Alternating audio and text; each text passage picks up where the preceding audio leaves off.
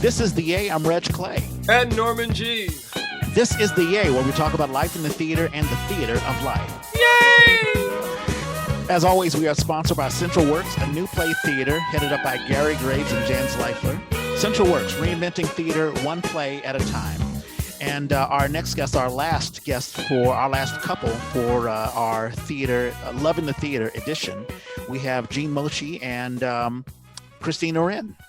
How are you folks doing? You know, we're okay today. As good as possible. Yeah. No, it's been tough for everybody, but I'm so glad that you guys could come on.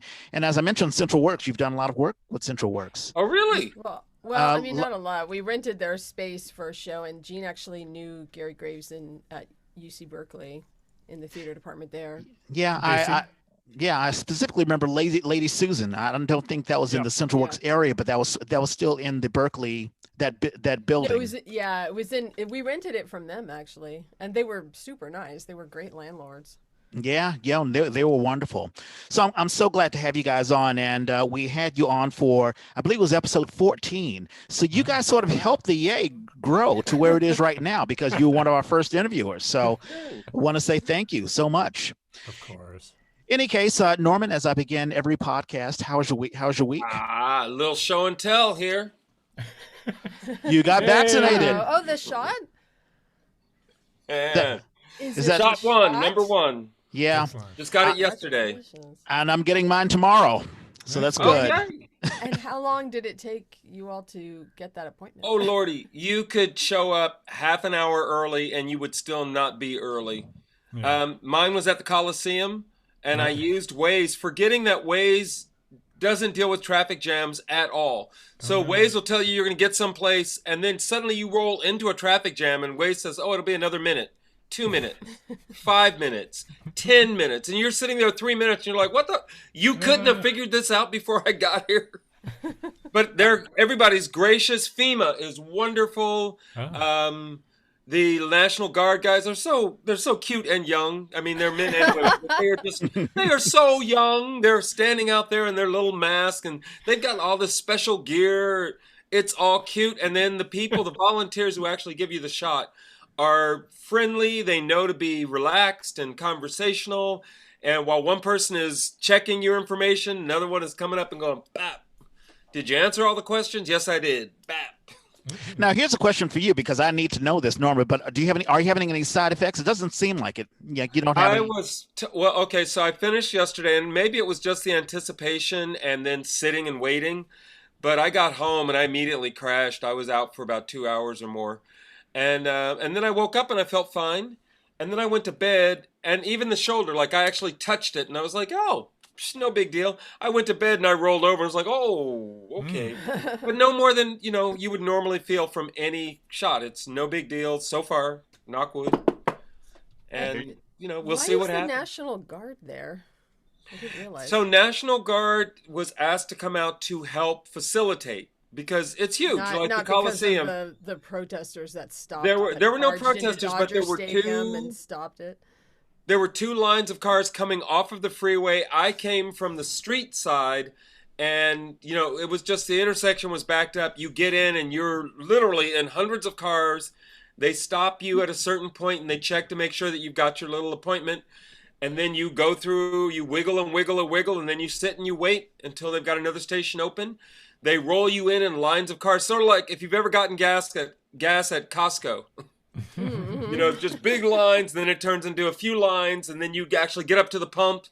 Then they fill you up, and then they put a sticker, and they give you a Post-it with what time you checked in, and it says 15 minutes. Some people, I guess, if you've got other conditions, it says 30 minutes. They want to make sure you have no effects, right? So then you pull into another line, and you sit there. So I turn my car off. Not 5 minutes later, suddenly the line is moving. And I'm like, wait a minute, I thought we were sitting here. It was just to let the first few people go. And then I watch the guy in front of me. He won't put his sticker in his window. So every time they come up, they're just walking by, right? They're not trying to engage. But they're walking by, and they have to stop. He has to roll down his window. Where's your sticker? He says he pulls it up. They look at it. Oh, okay, just sit there. My sticker's in the window. I'm waiting. No problem. after a couple of little rounds of that, then finally, like the last lady was like, "I'm sorry it's taking so long." I'm like, I'm here and I'm done. Whenever y'all get me out of here, I'm all good. But no, everybody was very friendly and easy, and it's all set up well. And there were way too many people there to accommodate. So if there were any problems, you'd have all these young soldiers heading at you. So, Yeah. But what's the 15 minutes for? Just to make sure that you to don't make have a sure you have no reaction? side effects. Okay. My mother-in-law didn't, she's older. She did not. She was offered the shot, and she didn't do it at first because she has allergies. And the first people who had reactions had her allergies, so they actually tested her for it. No. And then she was going to wait until something else was available, but they finally decided it was okay, and she finally got it. But yeah, some people are having mostly a mild reaction, but better safe than sorry. Well, I'm glad that I did my move. Is my audio okay? I don't know. I felt a little No, drop. you sound great now. Okay, great. In any case, I'm glad that I did. So I recently moved. So the place may look similar, but there are some differences. Like you notice the kitchen here and all that stuff. Oh. Foolishly, I moved it all by myself because it's in the same building. It's just a different unit. But if I had done that after taking the shot, I don't know if I would have been in the same condition to do it. So now I know, what is. But it's good. I'm glad that you got the shot. And Christine, Jean, are you in line to get the shot soon? Hopefully. No, we're just trying to help Jean's mom get it, and my parents on the East Coast are having trouble getting it, and Oh, really? yeah, we're just dealing with that. So, but your mom has an appointment now, right? Yeah, she made herself an appointment in the middle of March. I felt like she could have gotten it earlier, but she had stayed on the phone for 2 hours and she'd gotten this appointment and she was going to do it herself. So I'm like, great, as long as it gets done. It takes days. I mean, it took days for me. Yeah. Yeah. Definitely.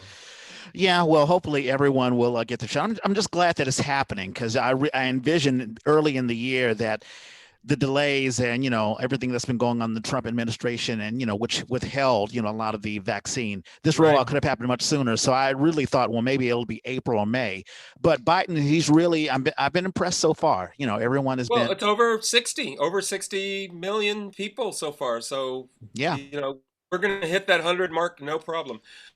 The other thing this week is I'm getting ready to do a theater workshop at the end of March. And that's why when we first clicked in, that's why I had this thing up. Gem of the Ocean. Yeah.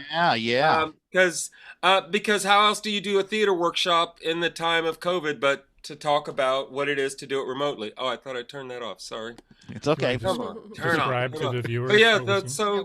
it's been it's been the typical crazy COVID week. Where are my choices? What is your workshop about? I can't Okay. get this off. Workshop is Eugene O'Neill National Foundation. Hmm. I'm trying to get out of here now, and it won't let me. But Well, while we're- you're we're- The Eugene O'Neill National Foundation has they do a workshop for high school students. Oh, Neat. that's the barn, right? Isn't that the barn? I called it the Yep. barn. Yeah. There it is. And so we can't be there, obviously. And initially I was like, I don't think it's a good idea. We're already spending way too much time on Zoom. Mhm. But before I could have the conversation, I was already answering my own questions. I'd say, well, I can't really do. Oh, no, wait, I could do that. Well, what are you going to tell them? Oh, I can tell them that when you're in a play, don't put your script here because then we never see anything but you reading your script. This one. So I made a 2-minute video talking about what we're going to talk about and how it's going to work. And it's free. And I'll make sure that I send you, Reg, a link for that because technically any high school students in the Bay Area could go. We're really looking for folks on that 680 corridor, Concord, Danville, that area. Oh, yeah. And it's funny you mentioned that. Kim Donovan, she had a post on Facebook, and I want to, as people post things on Facebook, sometimes they post it on the little Facebook thing Right. that we have.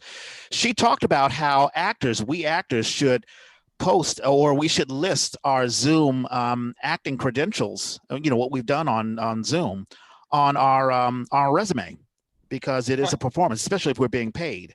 Time for a Zoom resume. Wow. I'll That put makes sense. I'll put an asterisk. I mean, it is work. I mean, and I know that what we did for the Breck project, Christine and Jean, some of us had to go off book. I mean, some of the actors had to go off book. So, it's a legitimate gig, although you're not on stage. It's acting. It Yeah. is serious acting. Yeah. And some people, there may be some pushback. It's like, well, I don't know. It's not real theater or whatever, but that's what Kim Donovan's suggesting. There are some current events. So I'll just list some, and none of them are really, really that political. 3 boys were expelled from a Catholic school because mom is on OnlyFans. Oh, have you heard about OnlyFans? No. No. Well, it's a. Oh, right. Yes. Everybody's got a side gig, and some. Person in the dark. What's OnlyFans? Well, hopefully, none of you have ever visited it because you guys are married. Well, then again, married couples, whatever. But it's there are married people on it. That's why I know about it. Is I've gotten solicitations, and I'm like, what is this? And I click, and I'm like, oh no. Well, hey, you are nude for the new drawing. Not on when I'm doing Zoom, I'm wearing shorts.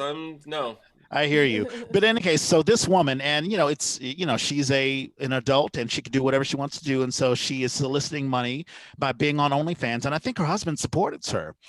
In any case, her kids go to a Catholic school. Some Catholic mothers found out about it, didn't like it, and said, oh, the kids need to be expelled, which I think is horrible. And so that was on the news, and I think that's just crazy. Speaking about vaccinations, folks are using fake documents to jump the line for a vaccine. That should not surprise anyone. Right. So when you mentioned the National Guard, I was thinking, well, maybe they're making sure that people are legitimately getting in instead of jumping the line. I think they are there in case somebody wants to have an attitude. Yeah. And I'll bet that they have protocols for it. Or stealing vaccines. I mean, that can be a thing too. There were you probably had talked about it, right? But there were a couple girls who dressed up as old ladies to try to jump. Oh my God, that's I just. think it was in Florida, as you would expect. May not. Florida, yeah, crazy. And the last thing that I have, Jeremy Lin, who is a basketball player. He was once known as Lin Sanity because he was an Asian American basketball player that just blew up for the New York Knicks and was just scoring mad, in 2014. Now he is in the G League for the Golden State Warriors. And he basically stated that he was called coronavirus on the thing. I mean, there is a great widespread racism going on among the Asian American community or against Asian Americans. Yeah. And I think of... Every time I think of racism, I would usually think it's a black on white thing. We have Black Lives Matter, but no, it's expansive. The Latino community's feeling it, and now because of COVID-19, the Asian community's feeling it, and it's horrible. Yeah, we actually witnessed an incident it was at the very beginning of the pandemic before there were the mask mandates and all that stuff. This woman started screaming at some poor kids that were walking down the street just right in our neighborhood in Berkeley. So it was horrible. Yeah. If anyone says it's exaggerated, I mean, I saw it firsthand. That was not that I'm the fount of all truth, but I mean, it's today you are. Discount any of those stories. Yeah, it's really sad. And, I thought that, Trump being out of office, that we would be done with all of that and we can have an age of normalcy. But of course, there was the CPAC that happened, I think, this weekend. Yes. And, it's still, it's like a flame that won't die. Christine and Jean, we survived the age of Trump, but do you think it'll all be over? Do you think we'll reach an age of normalcy where we can sort of treat each other with respect? Or do you think we'll have more of nonsense? That's all I can call it. The age of Trump is not over because he hasn't even officially conceded the election, right? He still says it's stolen, and so do all of his supporters. So they haven't really reckoned with the January 6th insurrection, and now they're threatening one for his it's not a State of the Union, it's just the inaugural talk with Congress. Yeah. They're threatening. Yeah. I'll just ask Christine if you can come a little closer to the mic so the video camera can pick you up. It's funny because I can see myself in the thing, but I don't know what you see. So right, exactly. That's the problem. Next, I had that issue with I've been working a little bit with Theater Rhino, and John Fisher's doing like a new monologue every week, and I've done some tech stuff, and I played a voiceover in a recent one. And during all the rehearsals, apparently my voice kept being too quiet. And so then in the final, I don't know, we changed some setting. And when I heard it back later, it was so hideously loud. I was like, why didn't anyone tell me? Oh, they didn't balance it. You can't. And maybe it just sounded that way to me, but it's like you don't know what the other person's getting. So that's I don't. Is that just a? I feel like that's a typical for Zoom. Yeah, I think. Well, And I you don't know. can't judge everyone else's. If you're in a theater, you can really test the levels and all that. But if everyone's on their own monitor, you don't know what their setups are, and Right. it's really hard to. I've had things like for the Brecht project, I had some things. My father was complaining about some of the sound issues, but I don't know if that was really a sound issue with the production or if it was just his computer. Yeah, that's one of the tricky things about Zoom, and it's one of the reasons why I thought about streaming the Yay, but it's very hard to control all of the technical stuff. So I figured, just do everything on post, and you can make sure the levels are all set up and all that sort of stuff. Well, But again, it's one of those things where there is a whole industry that knows how to do this, and we're yes, trying to recreate it. And it's like, there are people who can do this. We aren't those people. Do you exactly. want to be one of those people? Yeah, Go ahead. and hopefully, once the pandemic, I'm hoping that by June, because there are already theater companies that are opening up, across the nation. At least 2 theater companies, I think one in Chicago, that Right. are opening up to the public. So I'm thinking that the thaw will die out and we can get back to at least getting back on stage, and that'll be a wonderful thing. Then we don't want to deal with Zoom anymore. Any case, Well, we just saw a thing last night where Gene's sister is working with a theater in Portland, and a small company rented it, and they were doing a streaming thing, but they were actually on stage together. Like, I guess I don't know how they worked it out. They potted together or something. So we were all watching it from, and you can still see it. It's still going. It's called the Abbey, the Alberta Abbey in Portland. There's a group that's doing this, and it was such a surprise to see 2 people next to each other on stage, not just each a talking head screen. yeah, no, that's fantastic, and hopefully we'll have more of that. Let's get into. I don't. I guess we'll get to a recap origin story because we know your story already. Norman, do you know Christine and Gene? Have you worked with them before? No, and when you mentioned the Brecht project, I went, "Oh wait, I saw you! I saw you!" Yeah, Christine. Well, I do know we're all at the early reading of 4 Men in Paris. Oh, nice. That's right. That's right.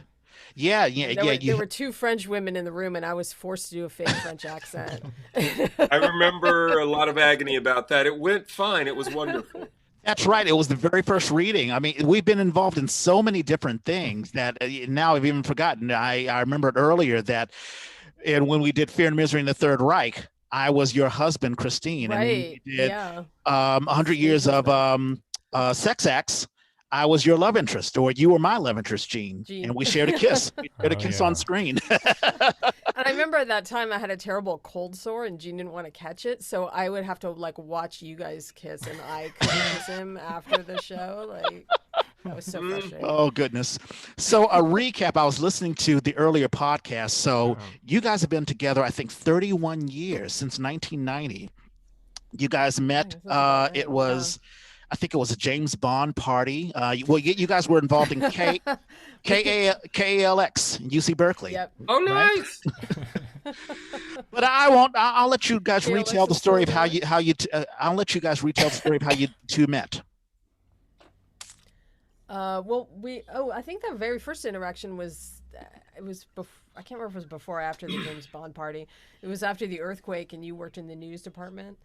And at that time, it was right after the 1989 earthquake, and the main radio stations in San Francisco were down, but KALX was still running. And so all the big national news organizations were getting their news from the news department at the UC Berkeley student station, KALX. And so I was there in the office one day, and I worked on other things. I wasn't in the news department, but the phone rang, and I picked it up, and I said, and they asked for one of the previous correspondents, and I'm like, "Oh, Gene," as he walked by, because I had met him, I'm like, "It's CNN for you." I'm like, "Oh, again." Was it CNN? That's Yeah, what it was remember. CNN. Yeah. So I did 2 live reports for them there. Yeah. How cool. Describing the earthquake. Yeah. My career peaked at that moment. That was it. News. But those KALX moments, I mean, you guys were writing. I remember, Christine, you were talking about being on the BART, writing a script while you were doing your day job, and Gene, sometimes you had to fill in for other actors who dropped out, or you had to be the moderator or whatever. Those must have been really fun times. Just it's like radio theater. It was, but I have to say I really miss not having the rehearsals because it was a live new show that went out every week, and we wrote the scripts, and we were all, everyone had a day job, and it's still true, right? I mean, I don't know that many people that work full time in theater, but we'd be writing the script and then we'd never have time to rehearse, so we just had to go on the air cold, and sometimes that had an energy to it that was great, and other times it was just like, that would have been so much better if we could have rehearsed. I think it made us really good at cold reads, though. Like, I can just, you make your strong, bold choice at the start and stick with it. And so I'm really good because of that training. Do you guys still are in contact with any of the KALX folks? I mean, any of the actors that you work with? Some of them, yeah, and especially on Facebook, like, one of them moved to Philadelphia, and I just saw some stuff that he posted the other day. And I don't know, everybody scatters, it's just modern life. But we are still in touch with some of them. One of them has become a lawyer defending children, and so she says she gets to use her phrase, "I'll see you in court," all the time. Very, very nice. I'm really just impressed with just the two of you, having worked with you over the years. We're both ex-Eastender'ers, and Christine, you've been a writer, you've been an actress, you've been a costume designer, I have so many posters that really have your signature on it. I mean, they may not have your name on it, but you designed so many of them. I mean, so multi-talented, so multifaceted. Thanks. Well, they're always trying to cram so much information on the poster. I don't want to add my own name as like one more element. So yeah, it never says me on it, but yeah. And you too, Gene. I mean, you're not only an actor, but you design video games. I think you're still doing that, or are you still doing that, or is that done? No, that's all. It's fine. In the pandemic, we were doing Zoom meetings beforehand everywhere. One guy's in Hawaii, one guy's in Canada, two women are in Washington. So it was already decentralized. So we just kept plugging away, and everybody is at home playing video games anyway. So we still out of market. Yeah, right. Yeah.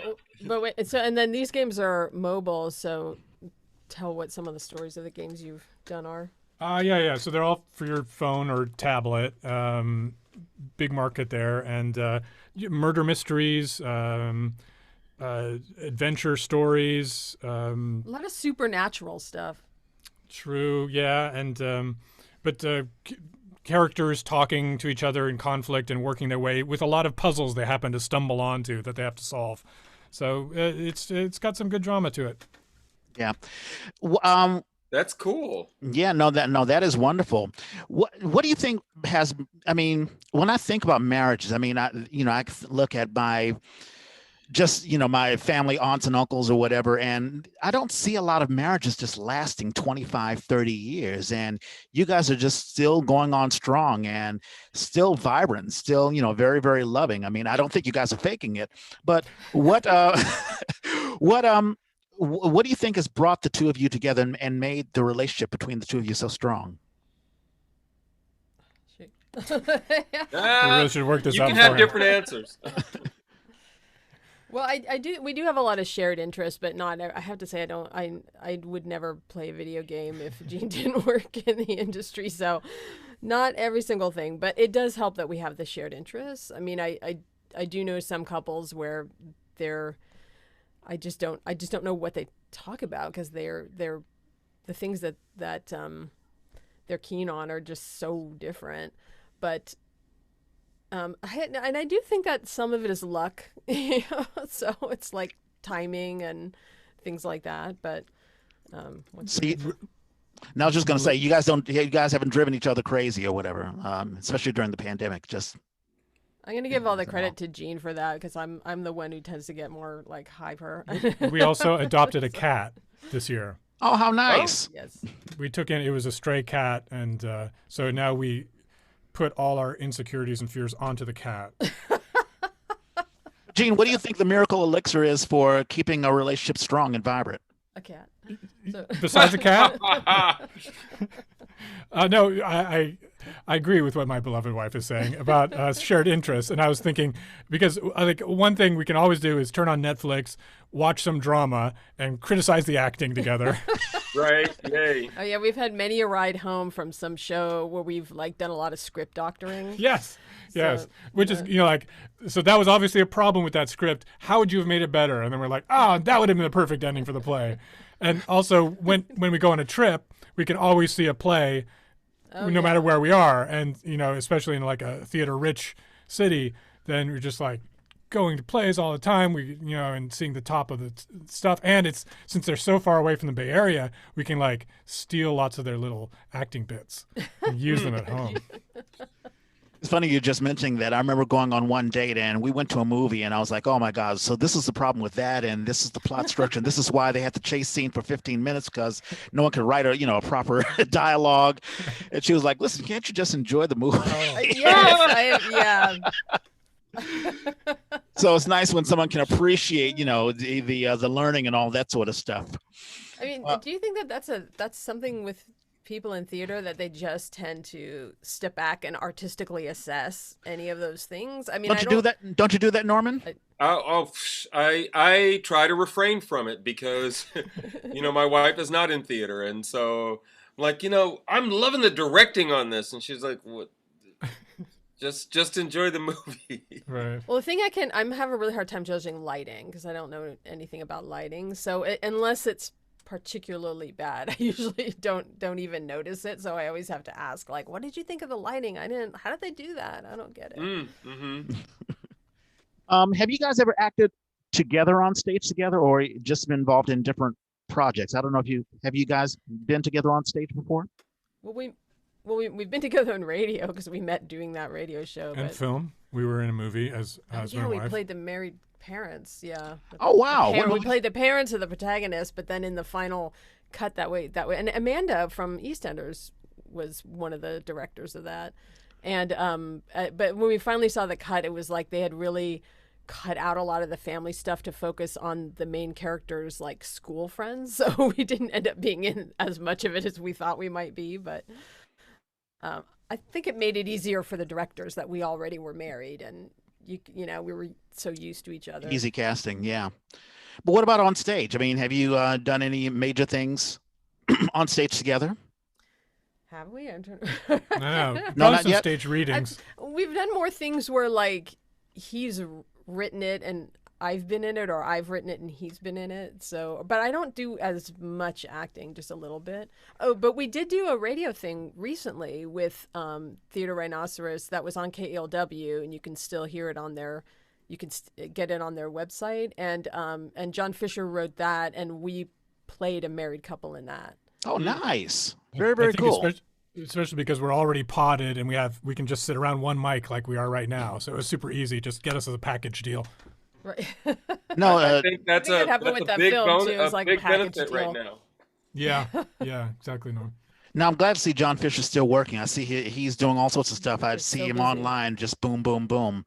Have you ever had we've had other couples on and they've talked about, let's say, where you accept a role and they're. Well, here's a question: Do you sometimes? I guess, Gene, you do more acting these days. Do you ever go before you accept a script? Do you say, well, let me talk to Christine first to see if this is okay, or is there some collaboration before you get involved in a project, or do you just like, hey, listen, I'm doing this thing and whatever? Is there a conference before you get involved in a project? Only to the quality of the script. Like, do you think this is any good? Is this bad? But not like, oh, I'm gonna have to pretend to be married to somebody. Is this a problem? Not like that. No, okay. So there's I mean, there's usually a little bit of a discussion of like the schedule. It's like, well, are we going to go on that? Well, now it's not an issue, but like, are we going to go on that trip? Or Gene's been doing a lot of online improv classes lately, so there's and actually you do often say like, what do you think if I do this? I'm like, I'm fine. Sorry, say again. How do you do online improv? How do you do that? It works, and a bunch of theaters that I never thought I would get around to, like Upright Citizens Brigade in L.A. Oh, wow. Are doing online classes. Yeah, because I think all their theaters are shutting down for good. They've only got one left now in L.A., so they're trying to find ways to make money, and it totally works for me because I never would have had time or money to get down there. Right. You just are all in your squares, and you have little 2-person scenes, and it turns out you don't actually need to be in person. You just need to pay attention. But how do you do can I have a place where 2 people might meet? Right. Yeah. If you're in a live show, you'll have a chat on the side. It's like a live chat where people can enter in, or just will, solicit an idea from somebody else in the class, or the teacher will throw out a phrase or a word or something. The chat thing sounds fun. As soon as I said it, I thought, "Ooh, chat! That would be, especially if it's live. That's really got you on your feet." Right. And they've had like one of those classes. Didn't you have people from all different countries? Yeah, that was amazing. Yeah, there was a guy from Scotland, a guy from Great Britain, from England. There was a woman from France. There was a guy from Ukraine. And like in no situation would we ever have been in the same room. It was like an impossible improv team, and we'll never see each other again either after this. It was amazing.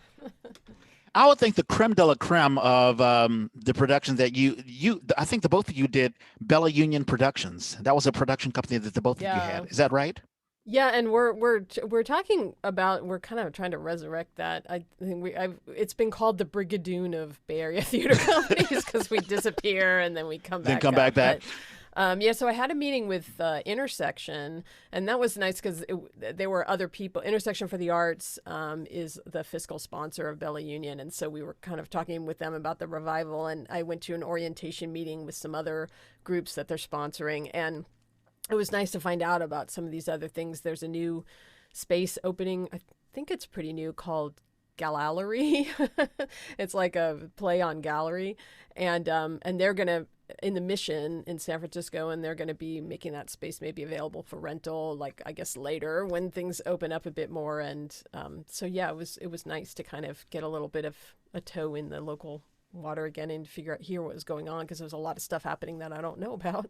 Yeah, no, because Bella Union, because you guys focus. I mean, I'm so impressed with your ability to take to focus your writing on Victorian dramas. Like I know you did Lady Susan. I still remember Lady Susan. And yeah, I don't know if the group focuses on that, because the thing Jean wrote with them, which I think was before we met, was actually about video games, and it was a modern piece. So it just kind of depends. Oh, so it's not strictly Victorian. No, it's not. We don't have it. Well, I have to say, I think it's pretty smart of the theater companies that have, like Central Works. It's just, it's all new place. They always, that they have a mission like that that's very clear, and our mission is not quite that clear cut, which is good to provide flexibility, but it makes it a little harder to sell the group as what you're doing. But anyway. Well, no, because when I think of just the production, not only because I worked on it, but just, even as an audience member, when I think of Bella Union, I think of Lady Susan, I think of just taking a piece, because I think you took, was it Jane Austen? I forget what, because you wrote a play, which was an adaptation of something, right? Yeah, that was an adaptation of Jane Austen. It's like the bridge between her juvenilia and her fuller, her more complete novels. It was an early novel that she wrote right before Sense and Sensibility. And then, but previous to that, we did a Shakespeare thing that was conceived by Candace Milon, and so that was also an adaptation. But we did an original one that I wrote but it was again set in the past. That was about 2 French painters, and they're based on real life people. And then Jean did an original piece that was about a modern video game company at the time. Well, it was an adaptation in a way of that's Henry right, James. The Turn of the Screw. Yeah. I forgot. And the only one we've done that was just a regular script was La Ronde, which was the first one. It was a translation, new translation. It was a modern translation, yeah. And I remember, I feel like we talked about this already. We got a letter from Samuel French complaining, but we weren't using the Samuel French production. Oh, that's right. Yeah, because it was supposed to be an adaptation, or you were, I guess you can only get in trouble if you steal an adaptation. It has to be something written, either the text or I guess the interpretation or whatever. But you guys were, it sounds like you guys were Yeah, okay. no, we had worked it out with the author of the new translation. We had a royalty agreement with him, so we weren't doing anything outside of the copyright laws. It's just Acceptable, that yeah. Salem and French assumed that we were using their script, and we weren't. So Yeah. they always think it's about them, but anyway. The question I had is, are there any times where, let's say, the two of you are working on a production and it becomes stressful? I know that when I've worked with, let's say, my dad, back in the 90s, I wrote songs and I was part of my dad's group. And although he and I are very close as father and son, sometimes we bumped heads creatively. I was like, well, I think we should go this way, or this rubbed me the wrong way. Do the two of you ever go through that where it's tough to balance the relationship between a couple and partners working on a project together? Never. Oh, hell no, never. I'm sure we have, but the times I remember the most, it's more us struggling with someone else, right? But never with each other. Yeah. Or with some third party, like this rental agreement fell through, whatever. Like it's more just the struggles of doing a production, and I guess we haven't had too much where it's just us at each other. No, I think that's important. Don't turn on each other. That's a good lesson to learn, because most of the time it usually works out in the end, and then you're like, oh, why did I waste time accusing somebody else of something? We just don't turn on each other, and yeah, find a common enemy. That's always useful. Right. I think that might be there's always some, Yeah. And so, Lady Susan, but there was another play that I think you did an adaptation of The Elephant Man. That was another passion that you had. Oh, that was with Altarina and Maskers. So it was right before Maskers had to shut down their theater because they had that structural issue. Right. Which they were just about to reopen when the pandemic hit. They're in the process, yes. Yeah, so they had planned a production. So the Elephant Man was apparently just about. It was like, I think they had done it was like they had done a dress rehearsal or something. They were really close to opening, and then there was like a crack in the beam of the theater or something, and they had to evacuate for safety reasons. So they had to shut the production down. So they revived it like the following year, but I'm not sure exactly the timeline, but because of that shift, not all the same people could work on it anymore. So they needed a new costume person, and they had to replace some of the actors. So I came in and did that. And well, that's the thing is, like, I mean, when you work on these projects, and especially it's not your main job, you don't get paid enough to make it your main job. But I've sort of found through experience that I have to really love the script to work on it, because otherwise you're spending so much time and emotion on something, and if it's not something that you really care about, it makes it so much harder and more unpleasant. I mean, because especially as a someone who's not acting in the show, if you're backstage, if you're a designer, the lighting person, something, you're going to hear that script so many times. Right. And I've worked on shows where I didn't like the script, and I was just like, and then you start like dragging your feet, and you're like, oh, I have to go to dress rehearsal. I'm like, I cannot hear that script one more time. Yeah, when theater becomes a drag, it becomes a real serious issue. I'm sure you have to But The Elephant Man is a really compelling story, and so I didn't have any problem seeing that show a bunch of times. I wouldn't have minded seeing it more times than I did. Yeah, it's a heartwarming story, and it's a tragic story. I'm sure everyone knows. Gene, have you had to work on a project and it's like, oh my God, when will this thing be over? I'm sure you have. Sure, no doubt. Everybody has. We all have. But I know, the ones that never make it on your resume. Like, I mean, but you always can find some small thing to be fun. Like you really like the people, and so you're joking backstage, and that's the total fun of it. And then you're all united against the common enemy of, that's like, right, the director or somebody. Yeah, the director. Directors are all great. Here's just a selfish question, but was it love at first sight? I mean, did you have to work really hard to get to, oh yeah, who Christine, first? Gene? Who went after it first? Well, we were friends when we first met. I guess we met just sort of around the KLX office, and So it was a year or two, but I was the one that made the first move because I knew if I didn't strike, then somebody else would get in there and I would miss my chance. You were So- that hot then, Gene. Well, Ridiculous. you're still hot. You're still hot now. She was way out of my league. That was the thing. Is that it is impossible. There's no possible way that I could ever be with her. This is my advice to girls. Always at the 8th grade dance, it's like you just have to ask the boys to dance or else you're never going to dance. Right, especially at the 8th grade dance. Yes. Yes.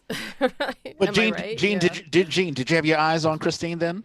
Absolutely, of course. But yeah, it seemed impossible. She was so know successful. this. She was talented, accomplished writer and actor, and she had, also many people were after her, and she was very They were? successful. I don't know. So Yeah. yeah, Well, that's nice. I didn't see it that way, but that's nice. Well, I would love no. I would love to see this romantic story because you usually get they hated each other. Or one person is desperately wanting, but the other person isn't available. To have two people kind of going, "Wow, I wish." Oh well. Yeah, or have to break off from one relationship to cook up with that relationship, and it gets really messy. But it sounds like there was a little of that, but you don't have to get into that at all. I have written down here Munson's Goebbels piece. That was a fun piece that you guys did. it was an epic. that. Oh my God.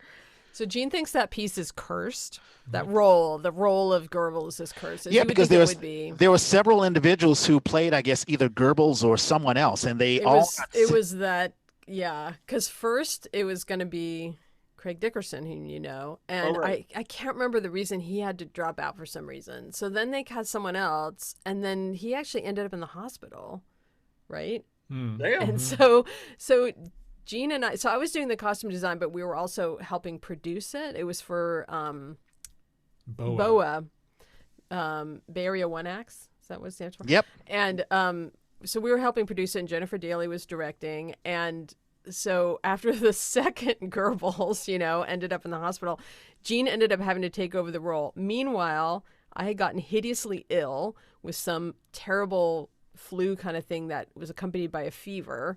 And it was so bad. I remember I was laying in bed and I couldn't even read. Like, that's how sick I was. I just had to lay there and feel bad.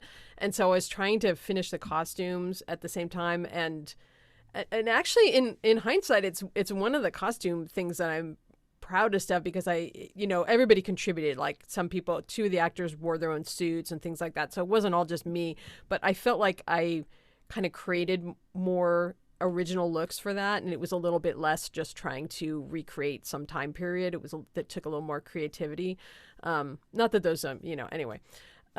So Gene ended up catching my terrible illness, and then he had to perform this was like a 20-minute monologue or something with like 102-degree fever, and that was after sitting.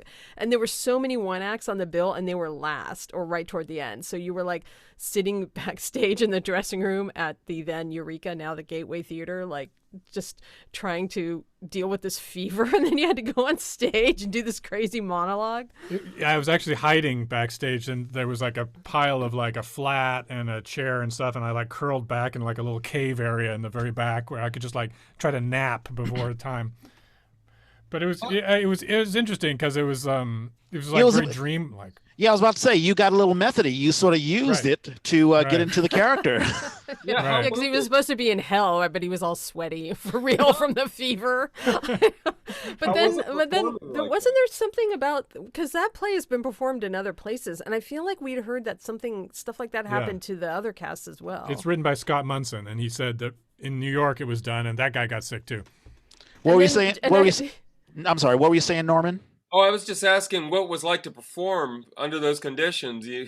Are you just holding on for dear life, trying to hope that you don't fuck anything up, or or did you find something in the character that you might not have found otherwise? Yeah, I think so. It was because I didn't have to fake the suffering so much in hell, and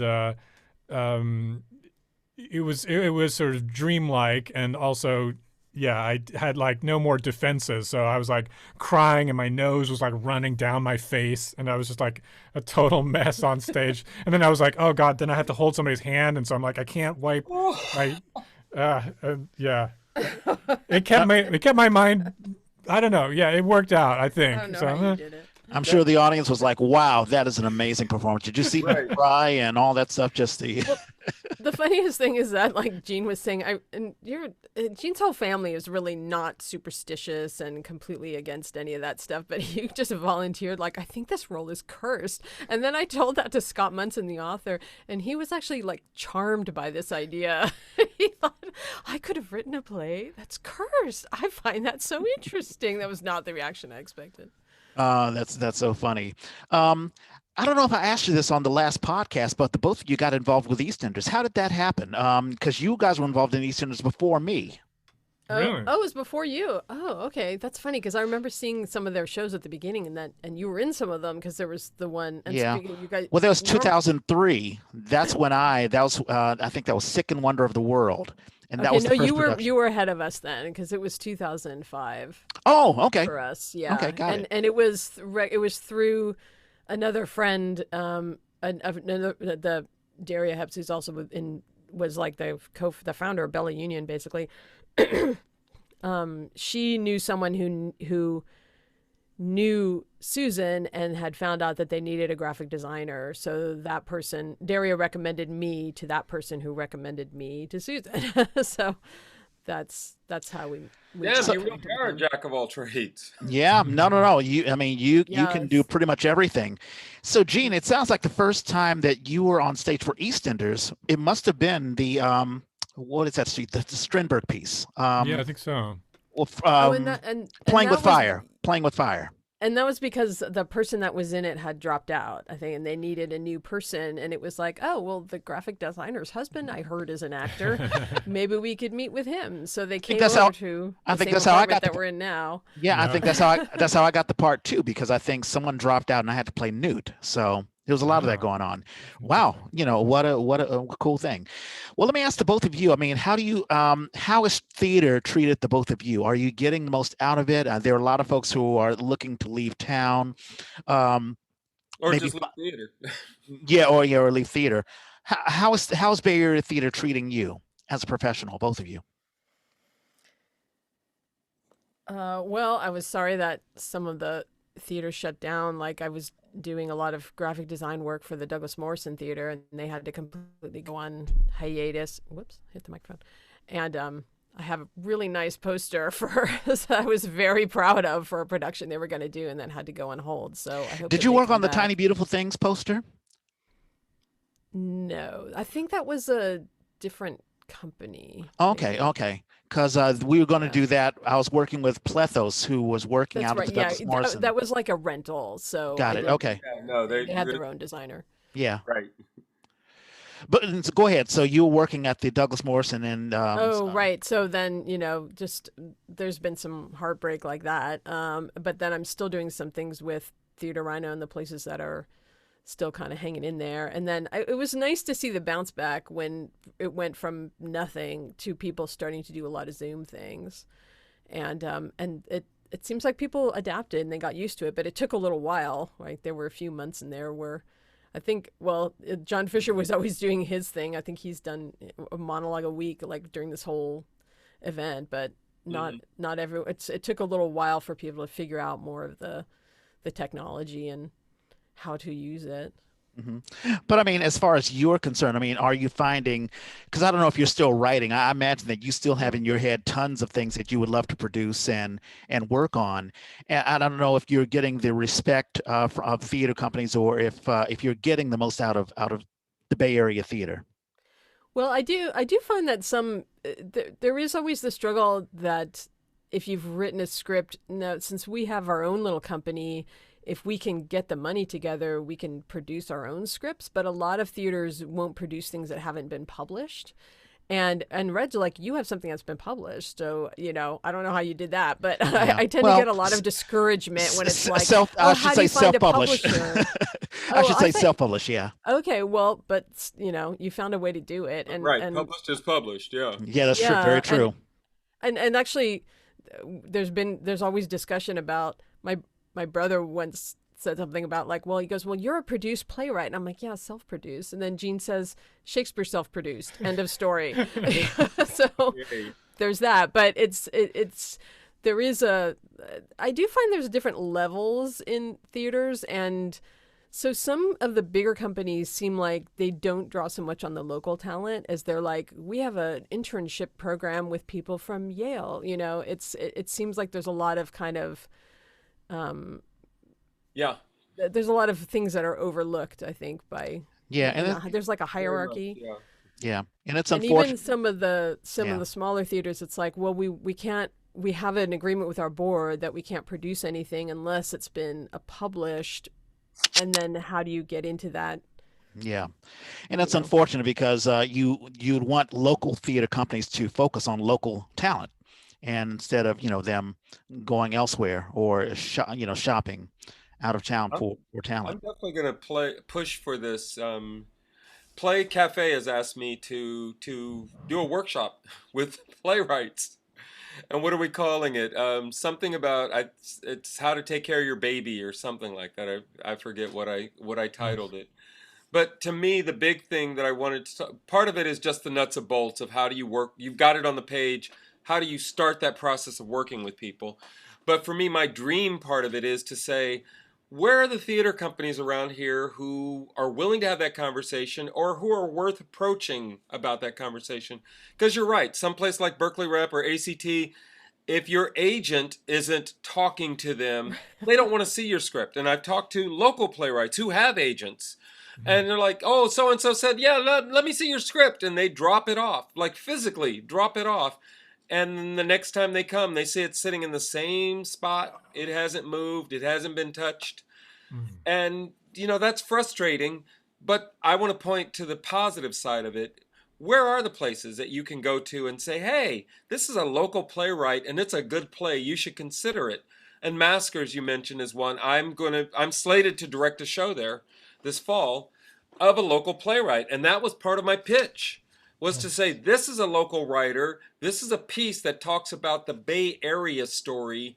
I think that'll really fit in your theater. And they went, oh, wow, yes, we're really excited. There you go. And I would say, That's Christine, you can do the exact same thing that I did and other. I mean, you should have your stuff published. You can have the complete works of Christine Uren. And even if it goes nowhere, you'll at least have something physical. I don't know. I still think it was something that I debated with Richard. We had Richard Talavera on, and I think we talked about whether something should be published or not. I think even talked about it with Conrad Panganaban. And there are a lot of writers who are like, well, I don't know. I mean, but there's something about, and especially when you talk about copyright or someone stealing your ideas, if you have something that's a book, that's something you can hold on to, then there's no debate as to whether someone's stolen your stuff or not, or whether this stuff is yours. So I think this is a coincidence, but the movie of Lady Susan came out like 2 years or a year after we did our production. Yeah. So I was like, oh, too bad. So I guess like my little script of it is never go. But I mean, I liked the movie overall. There were some things that were there were some parts of it that like I did differently, but was it really? Luckily, I'm really lucky that. Well, sorry. Now I was going to ask, was it similar? I mean, was it your idea? Oh well, I mean, Jane Austen wrote the story, so it was going to be produced at some point. What I think is very odd is that they took the title of a different piece of hers and gave it to this one, and I don't know why they did that, but it was they approached it differently. But interestingly, there's one really compelling character in the story, and he was everyone's favorite in my production, and he was everyone's favorite in the movie production too. I saw so many things about like Sir James Martin, and it was played by Matt Weimer in ours, and everybody loved that role, and they loved it in the film too. So Jane Austen just created like a really great character with that. But I mean, Gene and I are really lucky that we have this company that Daria started that gives us like the forum where we can produce our own things, and that's nice because then you have and you don't have total control because it's a collaborative medium. You can't like order everyone around all the time, but right. I would rather produce it small and have it be more like what I want than I read these horror stories about scripts that get picked up and then some production company completely changes it, and that doesn't seem like a good experience. Oh yeah, we had Jean Baroga on, and she talked about that. Where there was one piece, and I guess Maine had did it such a horrible way, and it was like because it's kind of like your baby. It's like you know that you've written it and it's set in stone, and you just want someone to respect your words, to not manipulate and all that sort of stuff. So, or to find a collaborative way to discuss with you what the mechanics are of your play. That is the thing that I always focus on. Yeah, exactly. I can't tell you how to write your play, but I can point out, I feel like you miss an off-ramp here, and you drag us through another 10 minutes. Yeah, I do feel like, and I've always been willing to, and part of it is always like a time thing, because since there isn't, I hear about some of the, we've been to some talkback things at Berkeley Rep where they talk about the process of workshopping a script, and we never seem to really have the time to delve into that as much as you want to. But I've been in things where I'm thinking, I'm not sure that this thing I wrote really works. Like, what do people think? And they don't always want to go there because I don't know, they don't want to be impolite, or they don't want to have to go through the struggle of trying to redo something. It's like, it's fine, we'll just make it work.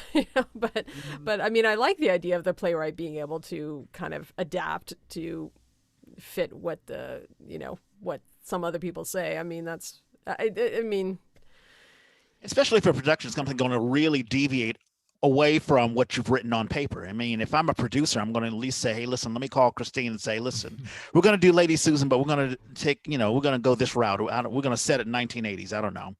At least let you know. At least let the first production be the way that she intended it. And then after you see that, the way that she wanted it, then maybe let's do a second production where they're all on the moon. Right. That makes total sense. And Gene, I'll ask you the same question. I mean, how is the Bay Area treating you as an artist? I mean, do you feel respected? Are you getting the most out of it? Are you frustrated, or how do you feel? I'm not depending on respect from them. Don't worry about it. It's fine.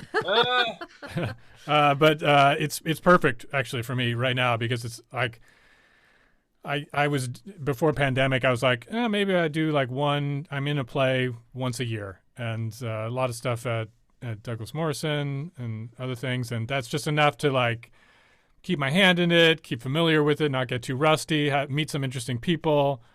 It's not my career. It's not a big deal. I'm not going for awards or anything, or that was just enough for me, and we can see interesting things all around, and we can find interesting locations that are doing stuff. I always like site-specific stuff, so there's always interesting things going on there. So it's all fine for me. It's fine. Well, Dean didn't have as great of an experience producing his own work, right? Because when we did his play Demon Industry about the video games industry, you did so much stuff all yourself, including building the set, and and it was it was too much. It was really stressful. Yeah, and doing the publicity is just I don't have my head around that. I can do all the practical stuff, but getting people in the seats is the hard. I don't know how to do it, and so that's what I was even talking to Christine about this. Maybe we should just try to get into a fringe festival where they already have the venue, and somebody will come along if it just looks interesting in the program, and you'll have a little bit of audience no matter what.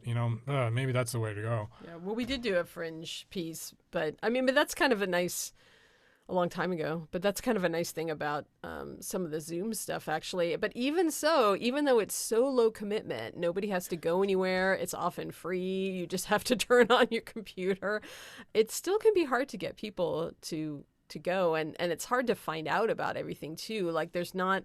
I feel like there isn't a central place where you can get the information about everything that's playing. So, and there was even a thing with, I won't say the name because I don't know if I'm allowed to say this, but there was a company that part of their agreement with the copyright, with the script, is that they were only allowed to publicize it in a really small way.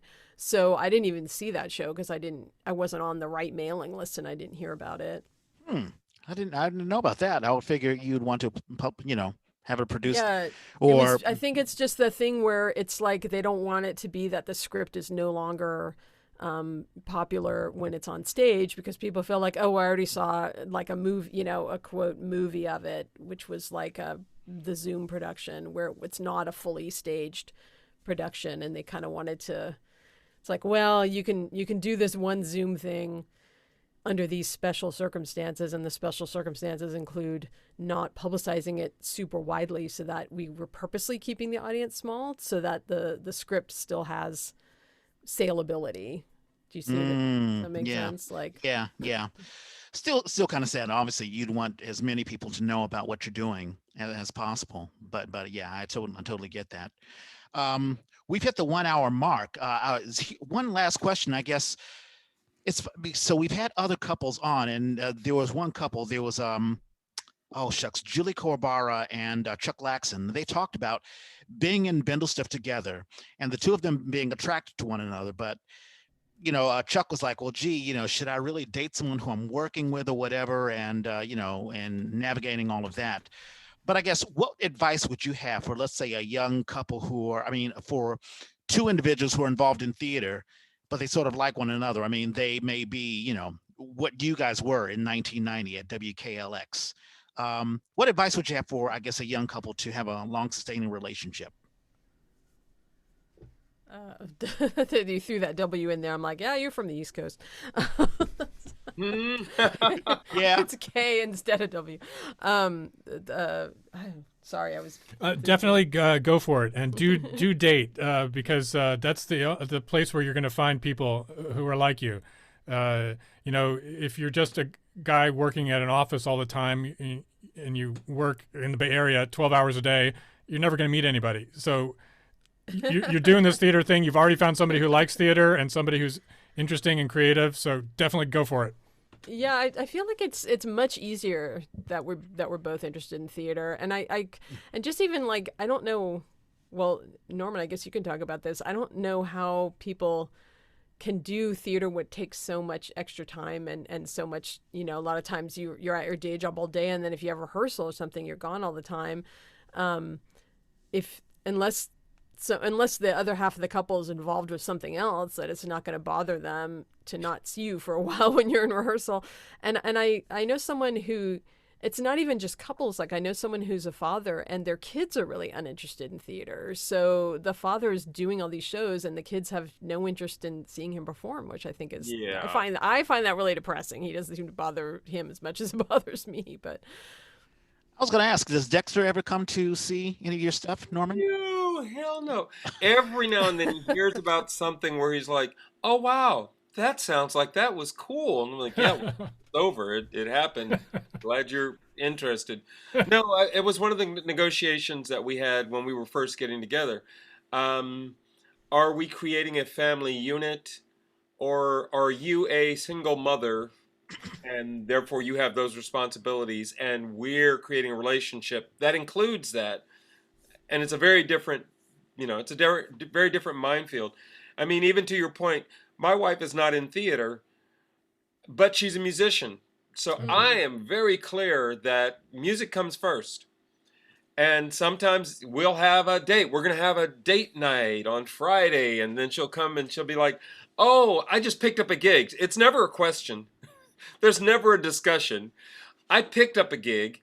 Could we go to dinner earlier so that I can go to dinner and then run off to the gig? We had a party once. And she said, no, we can have the party. I'm just going to have to leave. And she left like an hour into the party. It was a party at our house. It was a party partly to celebrate her. And boom. And I was like, okay. So that kind of thing does bug me a little. And I've learned to navigate it. But on the flip side, I knew before I ever got in the relationship that theater is my primary focus. So I'm gonna want to say yes to that project. We are going to have a discussion about how we navigate that, but that's not up for debate.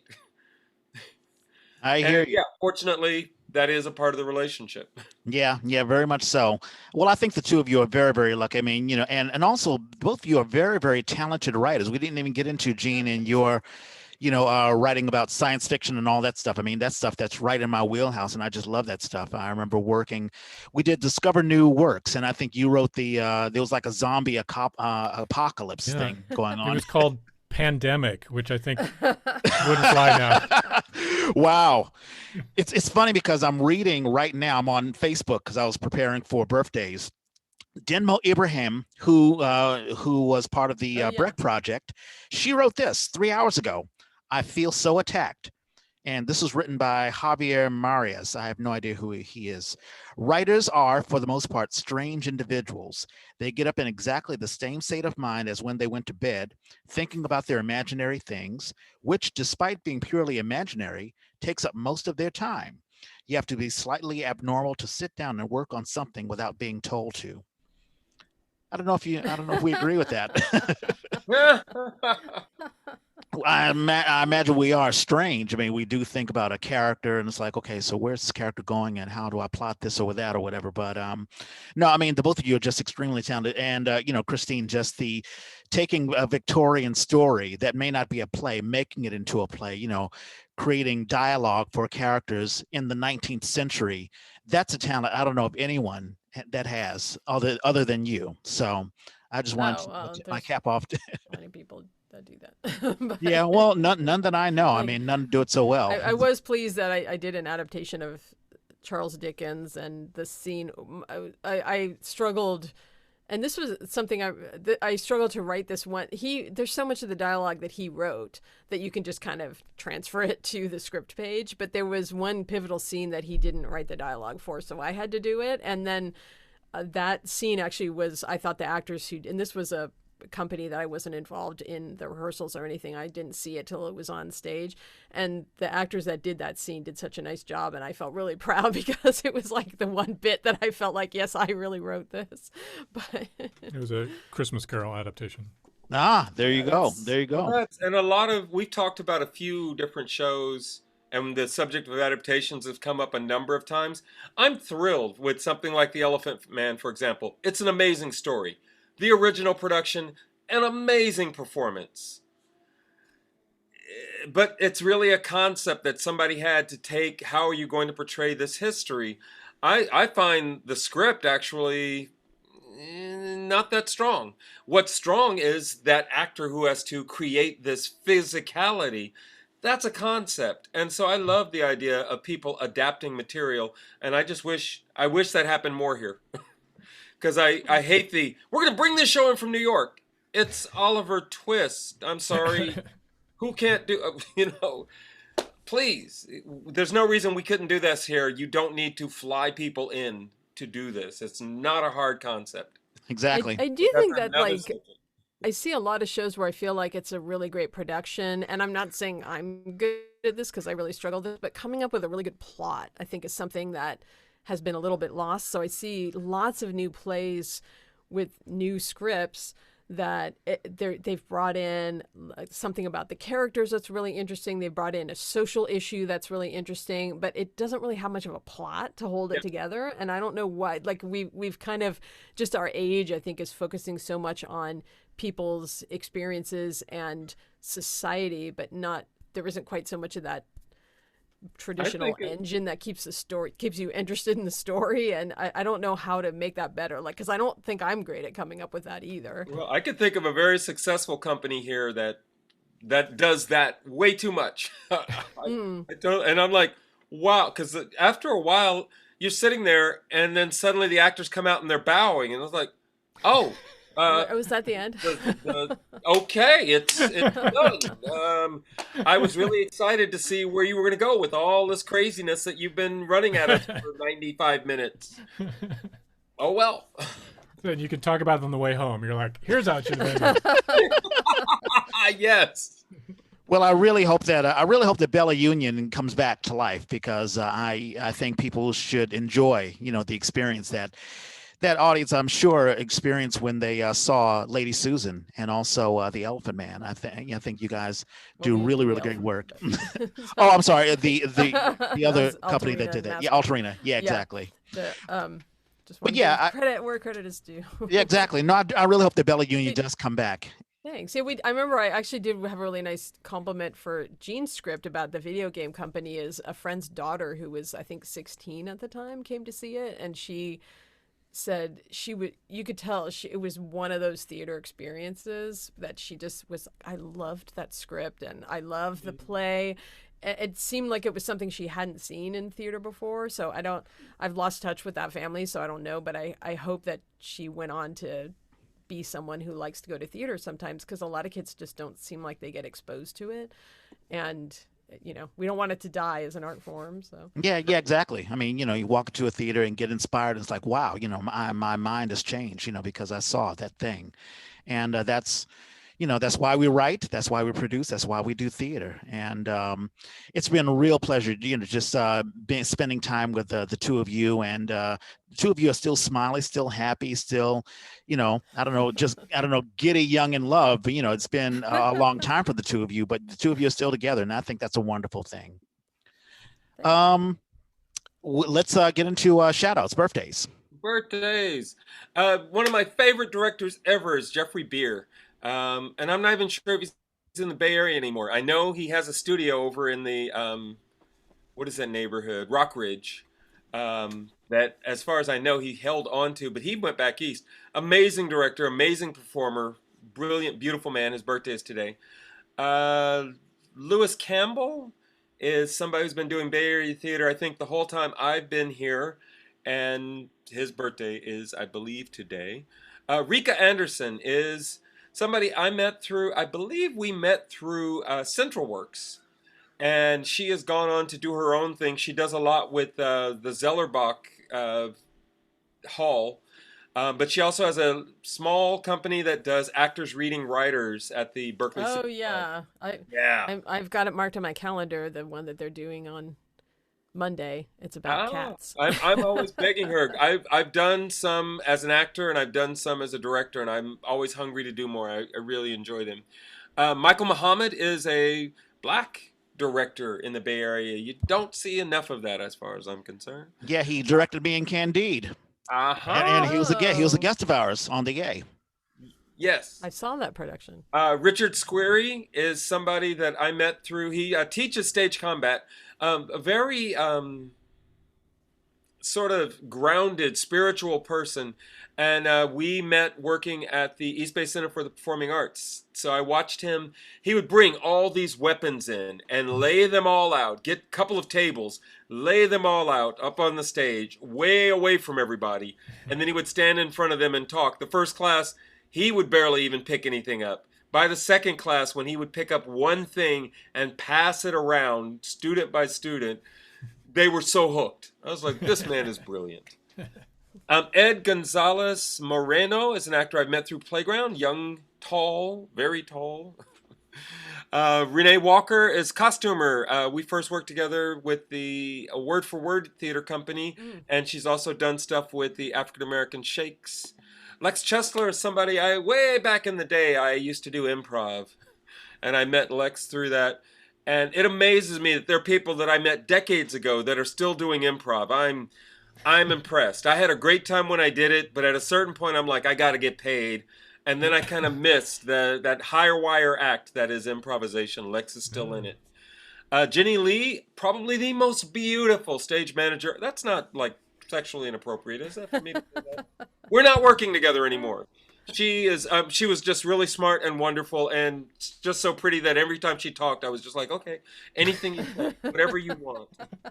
Anyway, her birthday's coming up this week. And then the last one is not a theater guy, but he is my cousin. I know him as Nicky, so I will just put it out that way. And he is the oldest of our generation. So as we've gone into our 60s, and he's in great health. And I'm like, dude, at this point, we're waiting to see who's going to die next. So you're kind of top of the list as far as I'm concerned in our generation. But, he made it to this next one. So that's all I've got for this week. I only have, let's see, two, maybe three. No, three. Linda Hong, you talked about a stage manager. Linda Hong is a stage manager. Her birthday is Tuesday, and I recruited her to stage manage. She was a light board operator, but she has stage managed before. We worked. It was an off-Broadway West production. I think it was Master Harold and the Boys. I had to think of Lamont Rigel, who recently had a birthday. But in any case, Linda Huang, happy birthday to you. Also, Wednesday, an ex-Bindlestiffer, Roxanne Enriquez, a very beautiful actress. I believe she's now working in LA. Happy birthday to you. And Wiley Herman, we had him on as a guest on the A. Wiley, I think we remember Wiley. Yeah. And as a matter of fact, he was in Sorry to Bother You. With that Boots Riley. That's right. Oh, really? Boots Riley flick. And I had gone. We were in the theater, and I had gone to in the regular movie theater, and I had gone to the bathroom, and I came back, and then Jean had helpfully taken a screenshot, and it was like, "Look what you missed." Wiley. There was Wiley. Yes, right. Wiley Herman. Yeah, and I forget when we were on stage. Was he an Eastender? He may have been a hired gun. Yeah, he was. Well, I mean, I was actually never officially an Eastender. I was kind of a hired gun, but he was involved with them, and he was actually in the first reading of Lady Susan, and I remember he gave me was wondering about one of the characterizations, and he gave me a good feedback bit about that. So I feel like he contributed to the script. Yeah. So that's that, and his birthday will be Wednesday. Shows. Anything you want to promote? I sent you links for. There's the Central Works show Bystanders is still available. That's right. Kimberly Ridgway's in that, or she's directing it.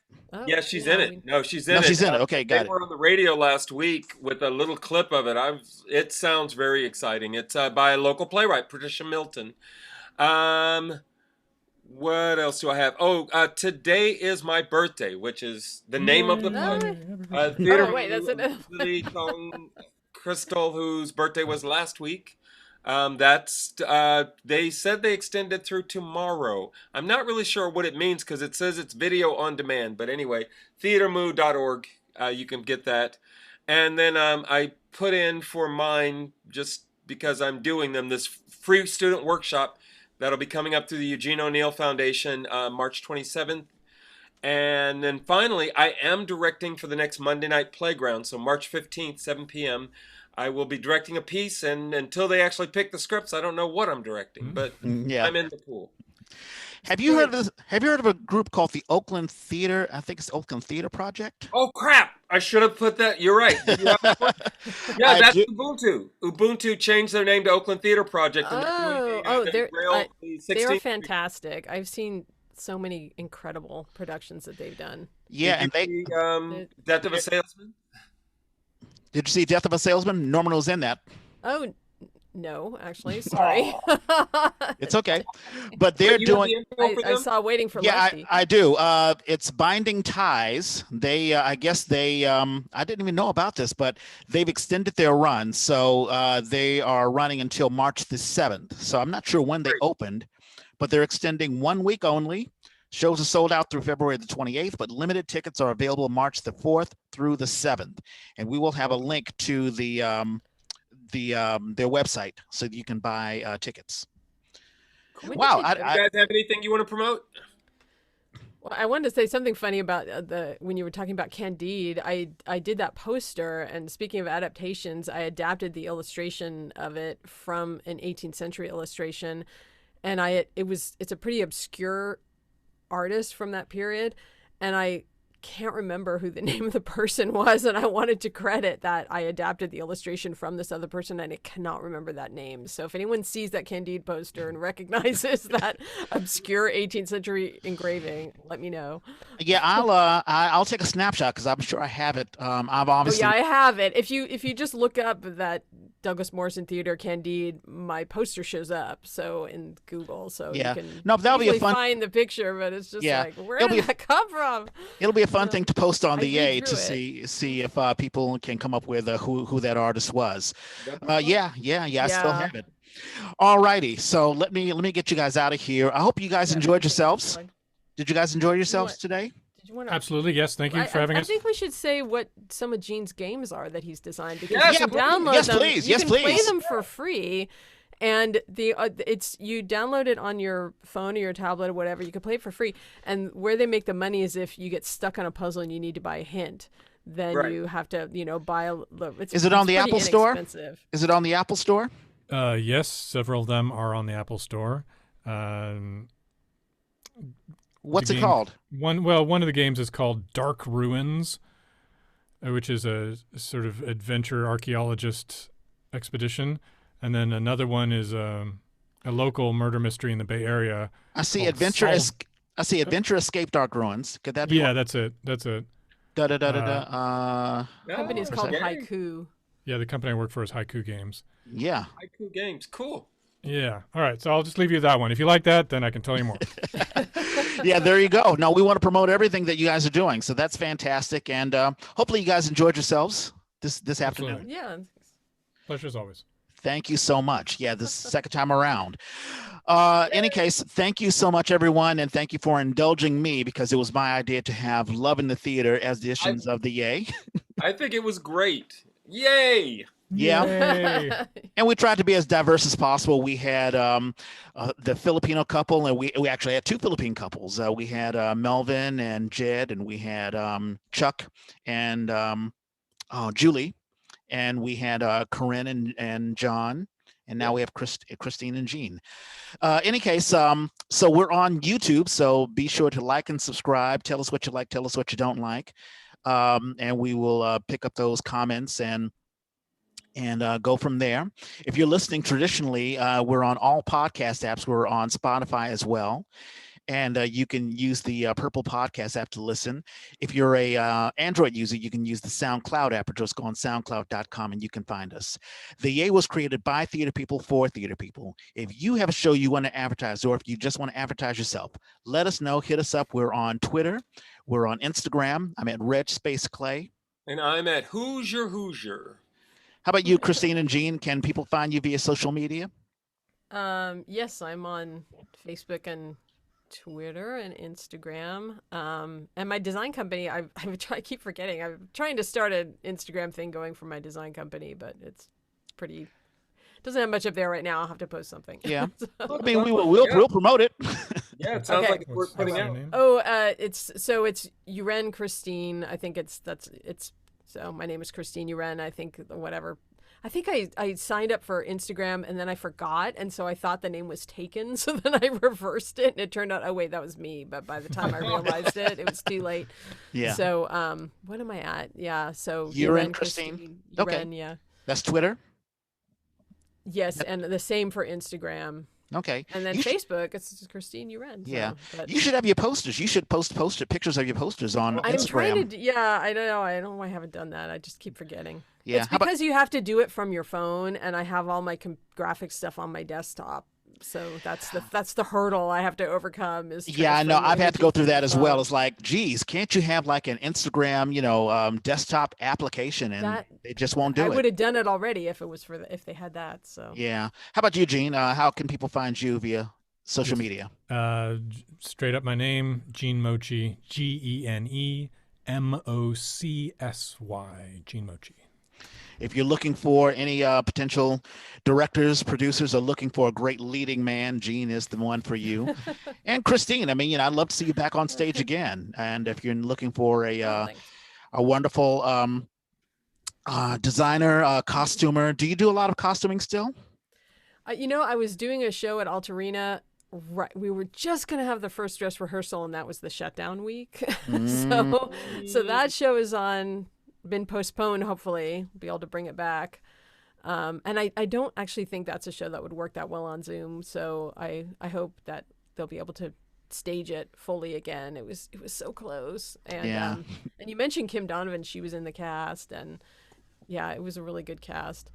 So I hope but it's not over. I hope they'll be back. It's another one of those things where it's like, I kind of do it every year, like once a year or something like that. And it takes, I get really involved. So I have to really work out if I have the schedule to do it at the time, because I'll get obsessed. I read so many things about Mr. Merrick, the Elephant Man, and all that. Like, I can't just show up and do it. I have to like get super involved. And I know you're an incredible researcher, and that would be actually another hat that you should have, as well as a costume designer, a illustrator, a writer, and an actress. You do it all. Yeah, the problem is just when you research stuff, it takes 10 times as long.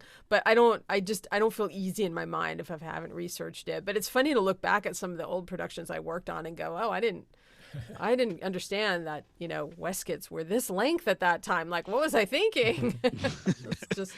We've all made that mistake with waistcoats, though. Oh, exactly. Yeah. I do all the time. Oh, yeah. All righty. Well, let's close up the yay. Thank you so much. Everyone have a wonderful weekend. It's a beautiful day out there. And if you can get your COVID vaccine shot, please do. But still keep on that mask and let's safe social distance and all that sort of stuff. And as Norman and I always say, we gotta find a better sign off. And we are out.